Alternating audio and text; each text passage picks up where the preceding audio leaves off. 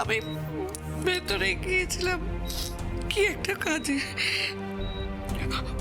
উনি তখন ফোনে কার সঙ্গে কথা বলছিলেন এই ছেলের বিয়ে নিয়ে।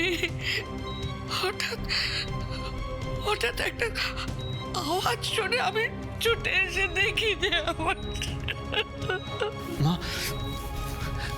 মা তুমি এরকম কান্নাকাটি করলে কি করে কি হবে বলো তো? তুমি তুমি প্লিজ একটু শান্ত হও। তুমি দেখো ড্যাড খুব তাড়াতাড়ি ভালো হয়ে যাবে।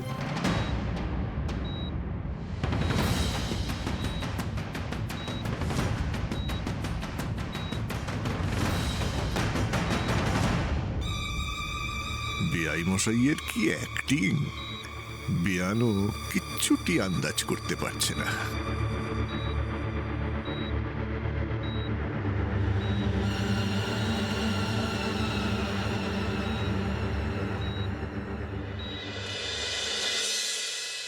ডাক্তারবাবু, কন্ডিশন কি বুঝছেন? আপাতত তো মনে হয় উনি সামলে নিয়েছেন, কিন্তু হার্ট অ্যাটাকের এ ধরনের কেস 12 ঘন্টা না গেলে ঠিক বলা যায় না। আর এই সময়টাই হচ্ছে ডেঞ্জারাস সময়, একটা সেকেন্ড অ্যাটাকের পসিবিলিটি থাকে।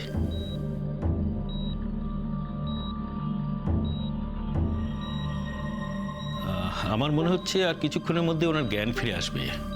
একটু খেয়াল রাখবেন যাতে কোনো রকমের উত্তেজিত হওয়ার কোনো কারণ না ঘটে।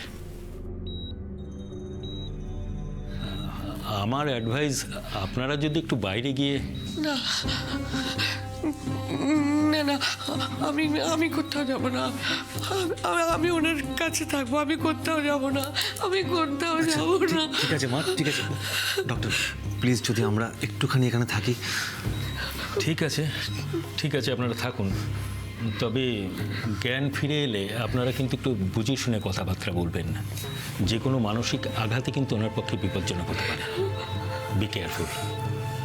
অরুণবাবু, একটু যদি বাইরে চলেন। হ্যাঁ শিওর। ওকে মা, তুমি একটু এদিকে এসো, এসো বসো এখানে, আমি আসছি। Uncle please.